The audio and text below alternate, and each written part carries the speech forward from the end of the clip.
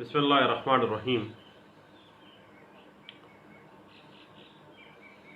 Section 112 evidence act 1872 کہتا ہے کہ جب بچہ شادی کے بعد چاہے ایک ہفتے کے بعد ہی کیوں نہ پیدا ہو جائے وہ لیجیٹیمیٹ بچہ کہلاتا، بشرطے کہ عورت کا خامند اس کے جائز ہونے، اس کے لیجیٹیمیٹ ہونے سے انکار نہ کرتا ہو۔ بنیادی طور پر سیکشن 112 ایویڈنس ایکٹ 1872 جو ہے، جو کہ شادی کے دوران انکار نہ کرے، اس طرح سے کسی بچے کا لیجیٹیمیٹ یا انلیجیٹیمیٹ ہونا سیکشن 112 ایویڈنس ایکٹ 1872 کے تحت ایک قابل تردید کیا۔ اس طرح سے سیکشن 112 لا آف ایویڈنس 1872 ایک ایسا سرکمسٹانشل پریزمپشن کریٹ کر رہا تھا، ایک ایسا قیاس واقعاتی پیدا کر رہا تھا جو کہ قابل تردید ہے، لیکن 1984 کے اندر قانون شہادت آرڈر 1984 آ جاتا ہے اور آرٹیکل 128 شادی کے دوران پیدائش حلالی لیجیٹیمیٹ آف اے چائلڈ ہونے کا قطعی ثبوت ہوتا ہے۔ آرٹیکل 128 قانون شہادت آرڈر کہتا ہے کہ کسی بچے کو لیجیٹیمیٹ کنسیڈر کیا جائے گا اگر وہ شادی کے کم از کم 6 ماہ بعد پیدا ہوا ہے، بشرطے کہ اس عورت جس کے بطن سے وہ پیدا ہوا ہے اس کا خامند اس کے جائز ہونے سے انکار نہ کرتا ہو۔ اس طرح سے اگر ہم سرکمسٹانشل پریزمپشن کے اوپر دیکھیں تو جس طرح سے لا آف ایویڈنس کی سیکشن 112 بچے کے لیجیٹیمیٹ اور انلیجیٹیمیٹ ہونے کو ایک ایسا سرکمسٹانشل پریزمپشن کے طور پہ پیش کرتی تھی جو کہ قابل تردید ہے، same as it is article 128 قانون شہادت آرڈر 1984 بھی ٹائم فریم وہاں پہ یہ تھا کہ ایک ہفتے کے دوران ہی خواہ پیدا ہو جائے، لیکن آرٹیکل 128 کہتا ہے ٹائم فریم میں کہ 6 ماہ کے بعد، کم از کم 6 ماہ بعد۔ لیکن سرکمسٹانشل پریزمپشن جو ہے وہ قابل تردید ہی ٹھہرا ہے، جس طرح وہاں پہ قابل تردید تھا۔ اس کے بعد جب بچہ ڈیزولوشن آف میرج کے بعد 2 سال کے اندر پیدا ہو جائے، بشرطے کہ ماں جو ہے وہ غیر شادی شدہ رہے، تو یہ پریزمپشن ہوگا کہ یہ بچہ جو ہے وہ لیجیٹیمیٹ ہے اور سابقہ خامند کا ہی بچہ ہے۔ جب خامند مر جاتا ہے تو ود ان 1 منتھ جو نیکسٹ آنے والا پیریڈ ہے عورت کا حیض کا، وہ اس بات کو ڈٹرمن کر دیتا ہے کہ حیض آنے تک پتہ چل جاتا ہے 1 ماہ کے اندر کہ یہ بچہ لیجیٹیمیٹ ہے یا بچہ اگر پیدا نہیں اس وقت تک ہوا تھا، خامند مر گیا ہے، عورت کو حیض آ گیا ہے، then وہ انلیجیٹیمیٹ میں فال کرے گا۔ اب جہاں پر خامند بچے کو لیجیٹیمیٹ تسلیم کرنے سے انکار کر دے، وہاں بچے کے لیجیٹیمیسی کو ثابت کرنے کی ضرورت ہوتی ہے۔ اب اس حوالے سے ہمیں جو گائیڈ لائن ملتی ہے وہ 1982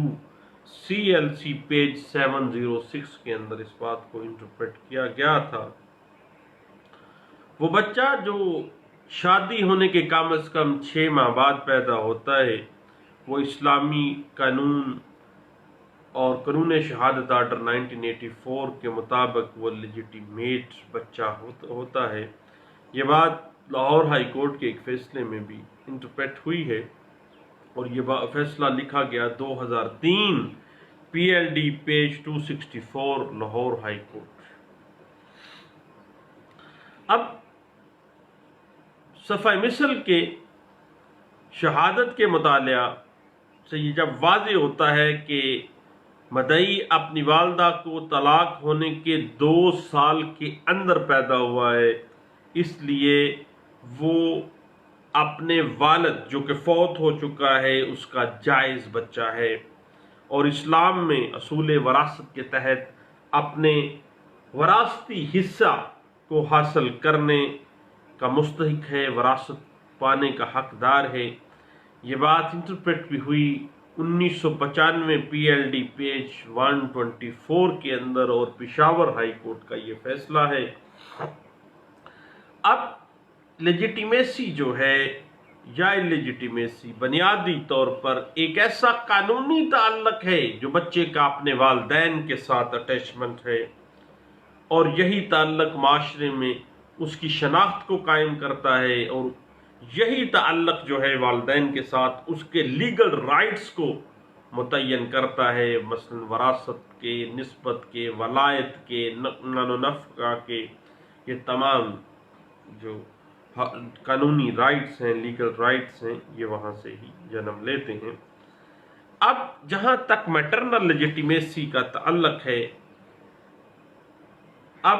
مادری نسبت جو ہے وہ تعلق جو بچے کو اپنی ماں کے نسب سے حاصل ہوتا ہے،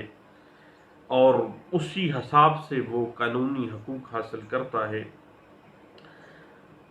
یاد رکھیے گا کہ مادری نسب کے لیے ضروری نہیں ہے کہ کوئی بچہ ماں کی جائز اولاد ہو، کوئی فرق نہیں پڑتا کہ ماں کے ساتھ مادری نسبت کے لیے اولاد کا جائز ہونا یا ناجائز ہونا کوئی معنی نہیں رکھتا، صرف اس عورت کے بطن سے پیدا ہونا ہی مادری نسبت کو، مادری نسب کو کریٹ کر دیتا ہے۔ جہاں تک پیٹرنل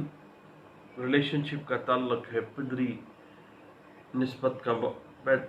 پیٹرنیج کا تعلق ہے، اب وہ تعلق جو بچے کو اپنے والد کے نسب سے ہوتا ہے، مگر اس تعلق کے لیے مرد کا صرف اتنا اقرار کر لینا کہ بچہ اس کے نسب سے ہے کافی نہیں ہے، بلکہ بچے کا صحیح النسب ہونا بہت ضروری ہے، اور صحیح النسب ہونے کو نکاح کی ڈائریکٹ یا انڈائریکٹ جو بھی ایویڈنس ہے نکاح کی، وہاں سے ثابت کیا جا سکتا ہے، تبھی بچے کے لیگل رائٹس متعین ہوں گے۔ اور اگر کسی بچے کا نسب جو ہے وہ مشکوک ہے تو شریعت کے مطابق مرد کا اقرار نسب کافی ہے، مگر اس نسب کا صحیح ہونا ضروری ہے، ورنہ اس خاوند کا یا اس بچے کے باپ کا اقرار نسب انفرکچوس قرار دے دیا جائے گا۔ تو بات لیجیٹیمیسی کی جہاں تک ہے، تو کسی بچے کے نسب پدری کے غیر معروف یا متنازع ہونے کی صورت میں اس کے ثبوت کے لیے کچھ کنڈیشنز اسلامک جورسپروڈنس میں ہمیں واضح ہوتی ہیں۔ مثلاً مرد اس بچے یا بچی کو اپنا بیٹا یا بیٹی ہونے کا اقرار کرے، اور جب ایک مرد کسی بچے کو جائز ہونے کا اقرار کرتا ہے اور جو اس کے سرکمسٹانسز ہیں، جو اس کی والدہ کے ساتھ اس کی شادی کے معاملات ہیں، اس کے خلاف نہ ہوں، دین یہ چیز جو ہے وہ یہ لازمی طور پر دیکھی جائے گی۔ اور یہ بات انٹرپریٹ بھی ہوئی، اسلامک جورسپروڈنس کی ایک سکے بند کتاب ہے فتاوی عالمگیری، اس کا والیوم 6 پیج 290 کے اندر اس بات کو انٹرپریٹ کیا گیا تھا، اور بچے کے والد اور والدہ میں میاں بیوی کا رشتہ اگر شرعی طور پر موجود ہے یا نہیں تھا، یہ بات ڈٹرمن کرے گی کسی بچے کی لیجیٹیمیسی اور لیجیٹیمیسی کو، یہ بات انٹرپریٹ ہوئی فتاوی عالمگیری، جو کہ اسلامک جورسپروڈنس کی ایک سکے بند کتاب ہے، فتاوی عالمگیری والیوم 6 ہے، پیج ہے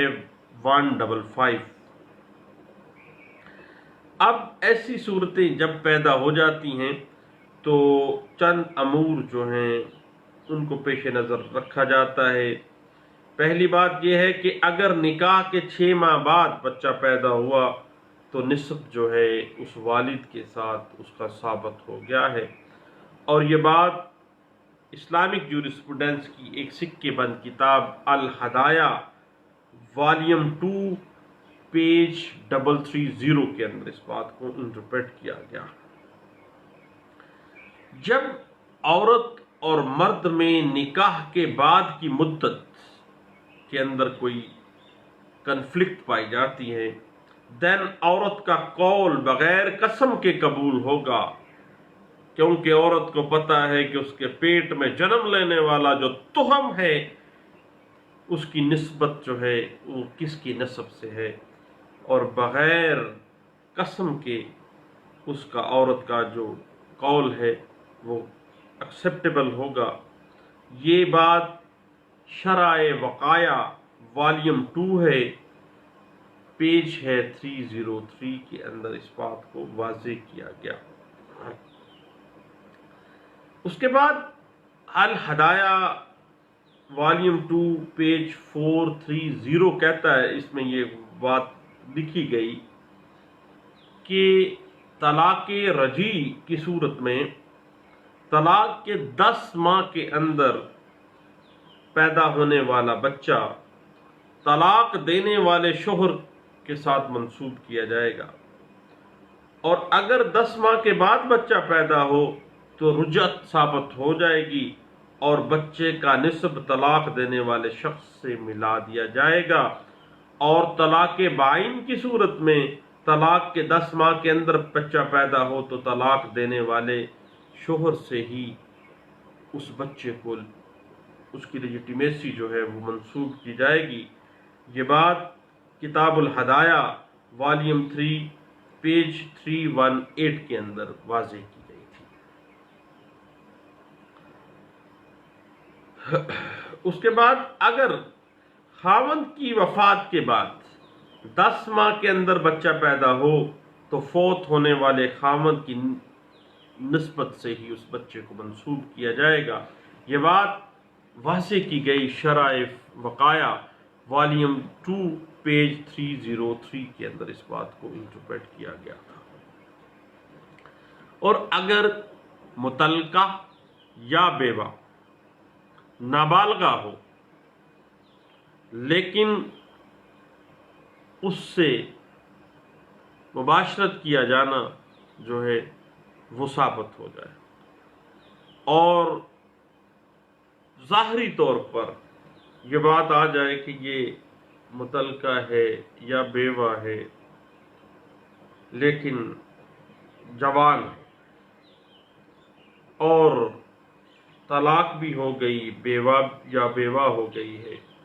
اور اس نے دوسری شادی نہیں کی، 10 ماہ کے اندر بچہ جو بھی پیدا ہوگا وہ پچھلے طلاق دینے والے یا مرنے والے کے ساتھ ہی منسوب کیا جائے گا۔ یہ بات کتاب الہدایہ والیوم 2 پیج 431 کے اندر اس بات کو انٹرپریٹ کیا گیا تھا۔ اور ہر ایک صورت میں یہ امر سامنے رکھا جائے گا کہ بچے کی پیدائش کے وقت سے کم از کم 6 ماہ پہلے اور زیادہ سے زیادہ 10 ماہ میں بچے کی ماں اور باپ میں بطور میاں بیوی ملاپ کیا ممکن تھا، کیا اس کی شادی، ان دونوں کی شادی سرکمسٹانسز کے مطابق ثابت ہوتی ہے، یہ بات کہی گئی تھی کتاب الطلاق والیوم 2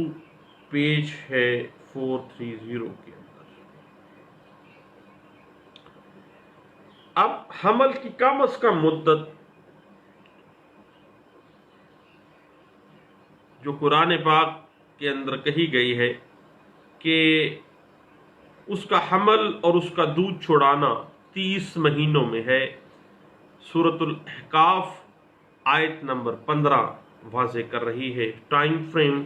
کہ حمل اور اس کا دودھ چھڑانا 30 مہینوں میں ہے۔ اسی طرح قرآن پاک میں ارشاد ہوا کہ عورت کا اپنے بچے کو دودھ چھڑانا 2 سال کی مدت میں ہے، اور اگر ان دونوں آیات مبارکہ کو ملا کر پڑھا جائے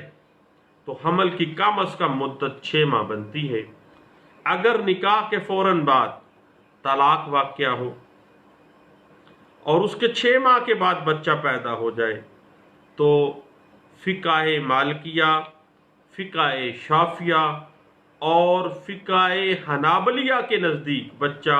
اس کے طلاق دینے والے خاوند کا شمار نہیں ہوگا، لیکن فقہ حنفیہ کے نزدیک وہ اسی خاوند کا بچہ تصور کیا جائے گا اور اسی خاوند کا بچہ شمار کیا جائے گا۔ اس بات کی انٹرپریٹیشن بڑے واضح الفاظ میں کتاب الفقہ علی المذاہب الاربعہ والیوم 5 پیج 212 کے اندر اس بات کو واضح کیا گیا۔ اور اگر نکاح کے بعد میاں بیوی میں کنزیومیشن یعنی ملاپ ممکن نہیں تھا، پھر بھی 6 ماہ بعد پیدا ہونے والا بچہ فقہ حنفیہ کے نزدیک اسی خاوند کا بچہ شمار کیا جائے گا۔ یہی بات کتاب الفقہ علی المذاہب الاربعہ والیوم 5 پیج 212 کے اندر اور پیج 214 کے اندر اس بات کو انٹرپریٹ کیا گیا تھا۔ اب یاد رکھیے گا کہ حمل کی زیادہ سے زیادہ مدت کے بارے میں شریعت کا کوئی واضح حکم کہیں بھی منقول نہیں ہے۔ قرآن پاک سورۃ المرسلات آیت نمبر 20 اور 22 کے مطابق حمل کی مدت کم از کم 6 سے 7 ماہ اور زیادہ سے زیادہ 9 سے 10 ماہ تک ہوتی ہے، اور اہل تشیع کے نزدیک حمل کی کم از کم مدت 6 ماہ اور زیادہ سے زیادہ 9 سے 10 ماہ تک ہے۔ یہ بات واضح کی گئی جامعہ الجعفری والیوم 1 پیج ہے 646 کے اندر۔ اب تمام ائمہ مذاہب الفقہ کے نزدیک حمل کی کم از کم مدت 6 ماہ، لیکن حمل کی زیادہ سے زیادہ مدت کے اندر مختلف سکولز آف تھاٹ جو فقہ کے ہیں ان میں اختلاف پایا جاتا ہے۔ فقہ حنفیہ کے مطابق حمل کی زیادہ سے زیادہ مدت 2 سال تک ہو سکتی ہے، جبکہ امام شافعی اور امام احمد بن حنبل کے نزدیک زیادہ سے زیادہ مدت 4 سال تک بھی ہو سکتی ہے، اور اگر طلاق رجعی کی صورت میں 10 ماہ کے اندر اندر بچہ پیدا ہو تو طلاق دینے والے مرد سے ہی وہ منسوب کیا جائے گا، اور طلاق بائن کی صورت میں 10 ماہ کے اندر بچہ پیدا ہوگا تو طلاق دینے والے مرد سے ہی منسوب کیا جائے گا،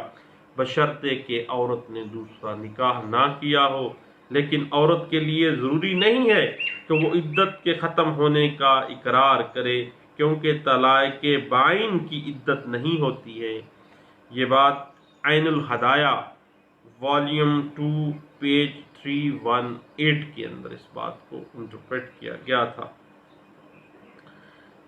شوہر کی وفات کے بعد 10 ماہ کے اندر بچہ پیدا ہو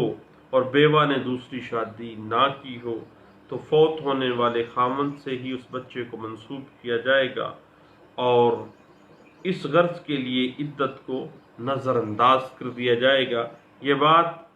کتاب عین الہدایہ والیوم 2 پیج 319 کے اندر اس بات کو انٹرپریٹ کی گئی، اور اصولی طور پر بچے کی پیدائش سے 6 ماہ پہلے اور زیادہ سے زیادہ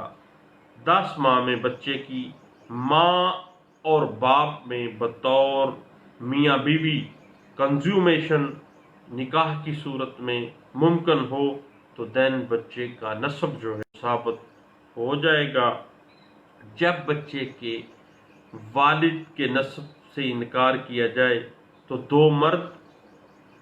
یا ایک مرد اور دو عورتوں کی شہادت سے بچے کا نسب اس مرد کے ساتھ ثابت ہوگا،